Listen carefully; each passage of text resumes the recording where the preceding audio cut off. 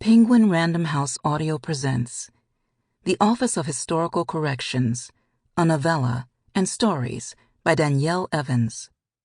Read for you by Joniece Abbott-Pratt, Nicole Lewis, Brittany Pressley, Shayna Small, January Lavoy, Adenrele Ojo, and Janina Edwards.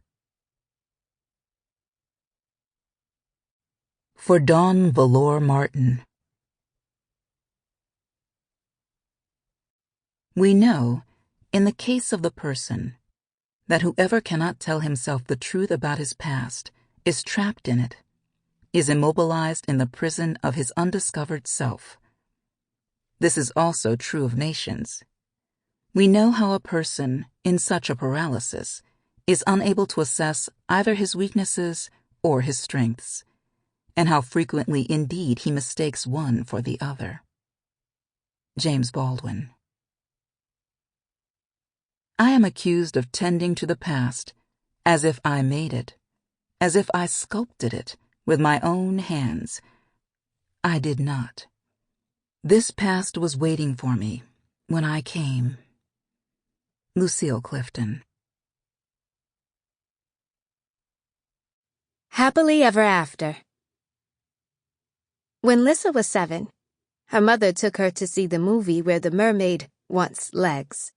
And when it ended, Lissa shook her head and squinted at the prince and said, "Why would she leave her family for that?"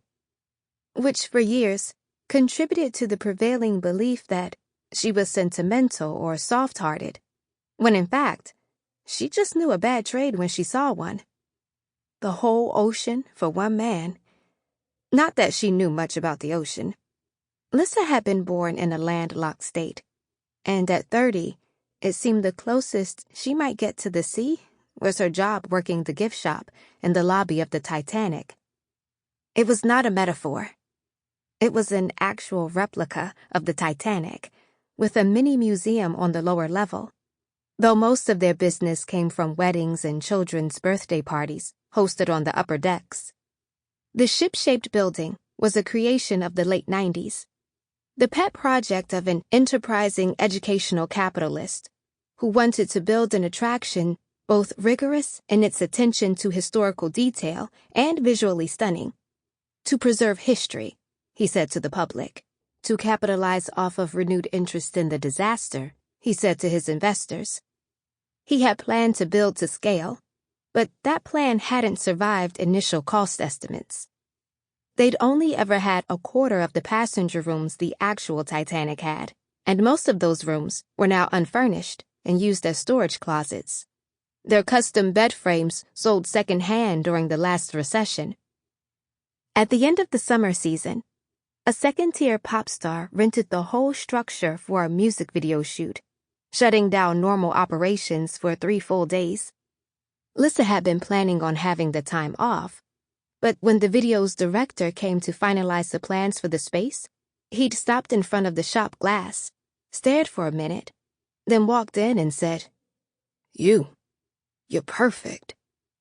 She agreed to remain on site for the filming and canceled the doctor's appointment she'd already rescheduled twice, giving herself in her head the lecture she imagined the doctor would have if he answered his own phone.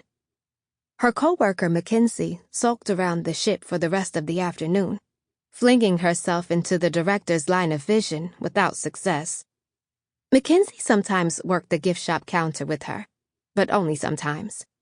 Whenever there was a princess party, Mackenzie wore the costume dress and chaperoned as the princess on deck. Lissa never worked parties. The one time anyone had bothered to give her an explanation for this, she hadn't asked. It was a supervisor who mumbled something about historical accuracy, meaning no black princesses. "We'd hate for the 6-year-olds having tea parties on the Titanic to get the wrong idea about history," Lissa said, so straight-faced that the supervisor failed to call her out for attitude. "I guess they must want diversity," Mackenzie said, after the director left, using air quotes for diversity, even though it was the literal word she meant. The next day, and as Mackenzie went, genuinely conciliatory, Maybe he wants to fuck you. He was cute, in a New York way. I bet he thinks you're exotic. Exotic? Not so much. The theme of the music video was sea monsters. Everyone in it, including the pop star and Lissa, would be painted with green body paint and spritzed with shimmer, and filmed through a Vaseline lens that would add to the illusion that they were underwater. The pop star didn't want a ship. She wanted a shipwreck. Lissa was just supposed to wear her regular uniform and work the counter and be herself in costume makeup. Most of the real action took place on the upper decks. In 2 days of shooting, Lissa only saw the pop star from a distance, through the glass, but a longtime backup dancer gossiped about her during a coffee break. The pop star dedicated this video to an ex who told a tabloid she'd let herself go and looked like a monster in recent photos. The video was about letting herself go, appearing on screen green and fat and nearly naked. The pop star was thinner than Lissa had ever been in her life. Lissa understood why she'd been picked, and not Mackenzie. They needed someone in the store who could look like she knew what she was doing behind the counter. She was backdrop. But the director did, apparently, also want to fuck her, though it seemed as much an afterthought as anything. The kind of whim that came to the kind of man who always wanted to fuck somebody. When they weren't filming, the pop star and her assistant and her dancers traveled together like a swarm of fireflies, and the director and the tech crew, and the hair and makeup artists, were left to less glamorously fend for themselves. After they'd shut down for the second day, Lissa's last day of filming, the director appeared as she was locking up the store and asked if she wanted a drink. "Okay," she said. "I haven't been here long enough to find a good bar, but I've got a great bottle of scotch back at the hotel," he said. Lissa saw the opening. She had been here all her life. She could tell him where a good bar was. She did not. In the hotel bathroom, she scrubbed off the stubborn, lingering bits of the green makeup and tried to look as respectable as a woman about to fuck a stranger could. When she came out, he had poured them drinks and didn't seem to notice she was fully human-colored again. She took a sip and put the drink down, and he reached for her hand, turned her palm over, and began to trace something in it. "Are you trying to tell my fortune?" she asked. "I wasn't," he said. "But I have a lucky guess that you're about to make a man very happy." It was so gross, it was almost endearing. The first time, they used the condom in the hotel's romance kit, which consisted of a single condom and a package of after-dinner mints in a tin, adorned with a rose sticker.